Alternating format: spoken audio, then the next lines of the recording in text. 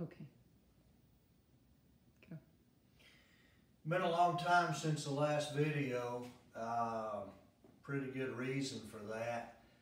That 5-axis CNC machine, the learning curve on it, I know a whole lot of ways not to run a 5-axis machine now, and it doesn't really make for good video showing me scratching my head. We are proceeding with the Chupacabra project. I think I have all of this resolved.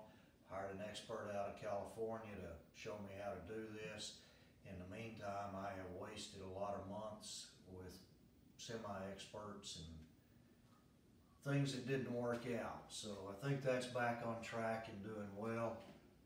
In the meantime, got another pretty interesting project here. So far, this project has been a good filler, not interfered with the Chupacabra project, but been a good filler for the downtime in it.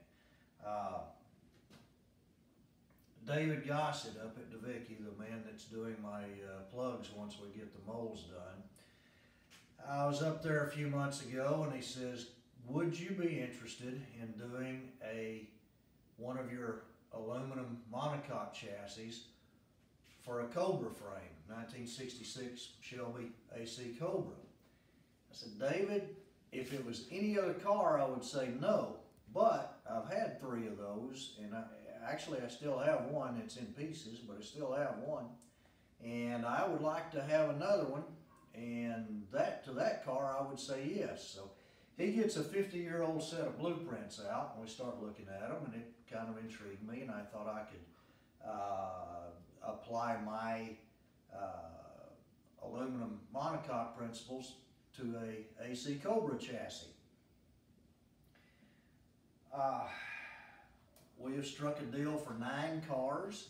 3 of those cars will be mine when we're done. So I'm gonna build 9 chassis and 3 cars.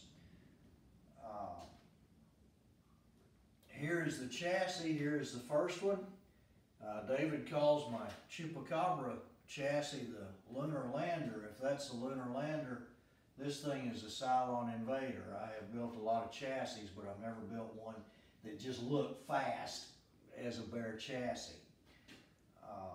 I'm going to call this video how to do a hydroformed frame rail without a $1 million hydroforming machine. Come around here and let me show you what I've done here.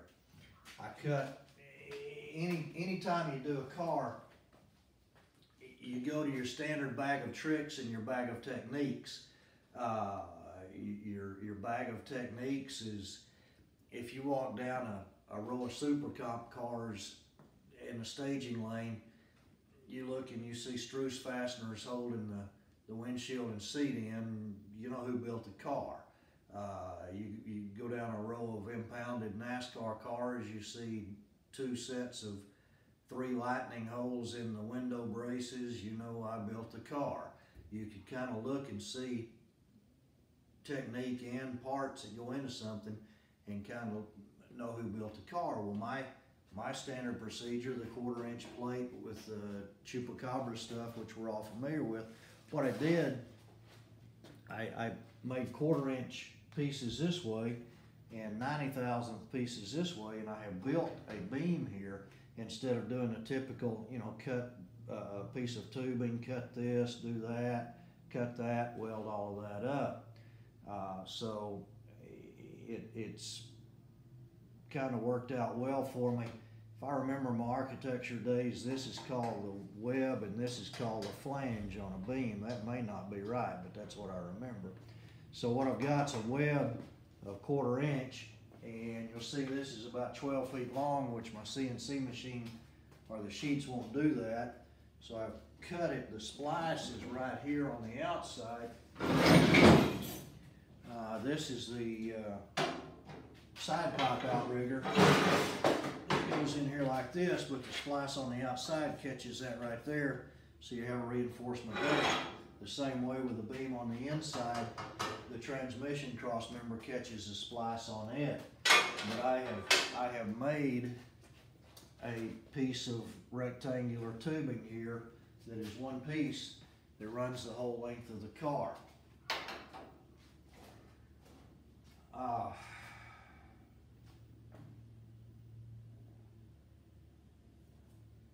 This chassis is only tacked up right now. It is a complete chassis, but I want to do a little fitting the body and so forth before we harden it up. These will all get my typical glue fillets right here. That'll pretty that up, make it look really, really cool. But you can see what we've got here on this chassis.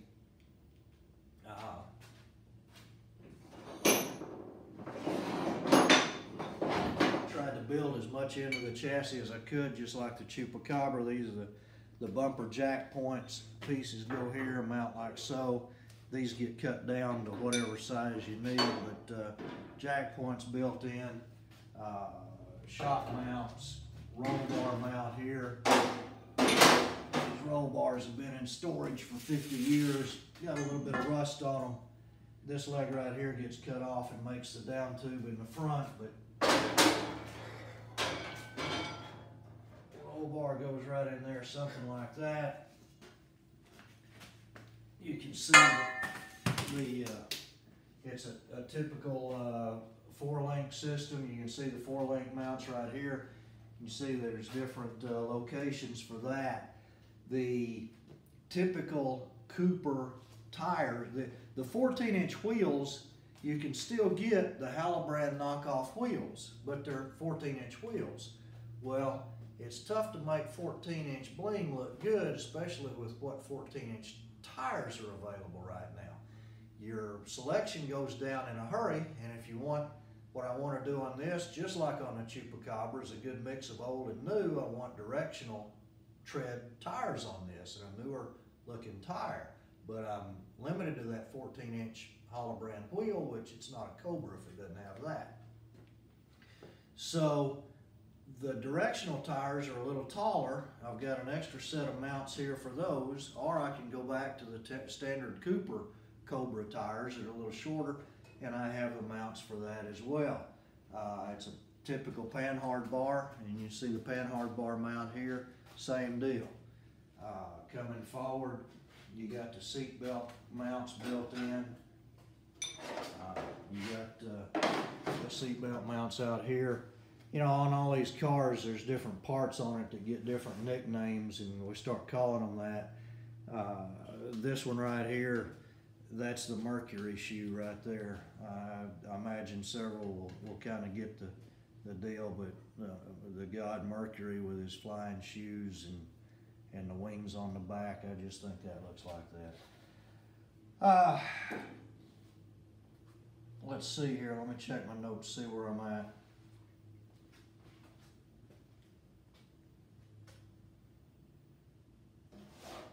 Yeah, moving forward, you got all the front end stuff, A-arms here. Something I've had to do on this, I wanted this giant wide radiator, same deal, Chupacabra radiator. I wanted to see how many parts I could use from a Chupacabra on this car, have economy of parts. Two reasons I wanted to use this giant wide radiator.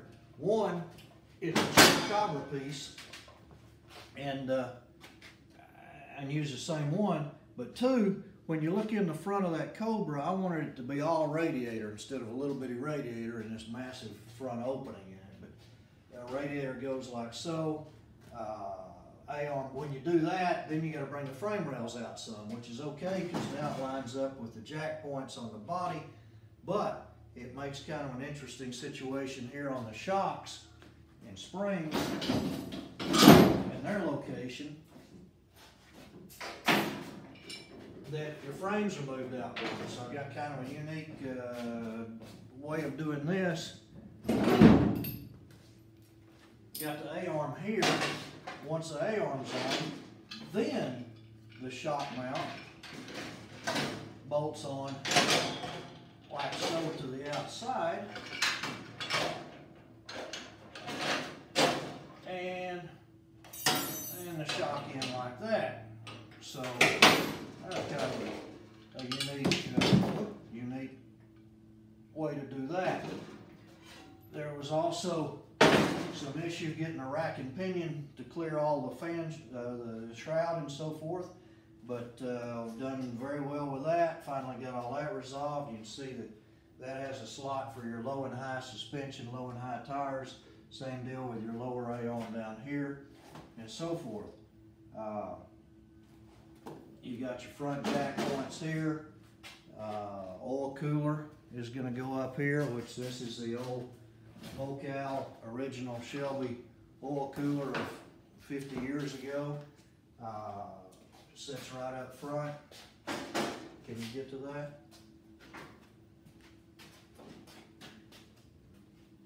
Something I'm going to do on the oil cooler, something I've realized, at least on the 3 cars that I put together for myself. I've had convertibles all my life, and I know that even with a convertible, you can turn the air conditioner on in Texas in the summertime and cruise around with the air conditioner and the top down. Well, I went to a lot of trouble to get this massive radiator up here and get that effect, and I didn't want to ruin it with an air conditioner condenser. An oil cooler, although it's got to be there kind of like the knockoff wheels to be a real Shelby, it doesn't do anything on a street car. So I've talked to Mocal, I've talked to Old Air. I can use an oil cooler for my air conditioning condenser. So now I've got the look right, and I've still got the big radiator. Everything's great with that. So real happy with that idea. This looks kind of funny here on the A-arm, but my brake lines, I've got all those routed and sorted. I'm gonna go something like this right here. Comes down, comes to a T, bulkhead fitting T right here. Like the way all that works. Everything's great. The rack and pinion, same rack and pinion that again, same one that I'm using on the Cobra, but it's that same Pinto rack and pinion that is a rack and pinion on every hot rod in the world. Same 24.5-inch dimension that just about anything and everything your building starts with. I was also able to, this is another piece, this is above the radiator shroud here, but even the lettering in here, it's the exact same toolpath and program that's on a Chupacabra. Can you look down here at this Chupacabra chassis sitting here and see the lettering on it down there? It's the same, yeah, that was good, good pass. Oh, here's a Chupacabra with a set of Shelby Cobra side pipes sitting on the rocker arms. Oh, let me show you something about this Chupacabra chassis while we're down here though. 3 more minutes. See the edges right here that are rolled? I have found out that you can roll 1/4-inch aluminum in a press brake. So that's a different addition that's been on a Chupacabra. My camera lady's telling me that we've already used up 15 minutes. Probably one last thing I want to cover. I've got some other stuff here, but this is important. Just like on this chassis, you know, the Hayco plugs for all the grommets to go through and so forth, and then the push connector with the wire tie, like so. That's what all of this is. I got to get fuel lines, I got to get brake lines, I got to get everything through here. All of those go in right here. If you come up here and look at this,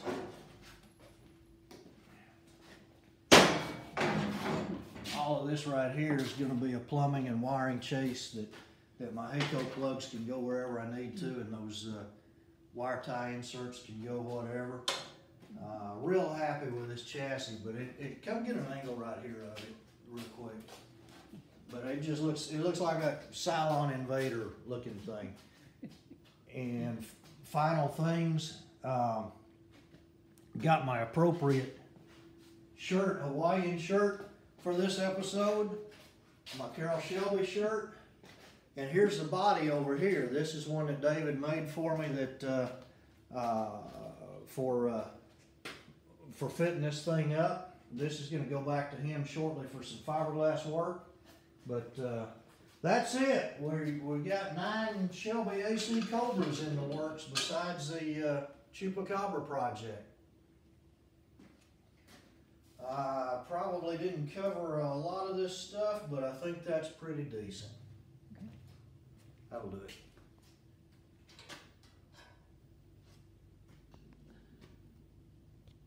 How long was it? It doesn't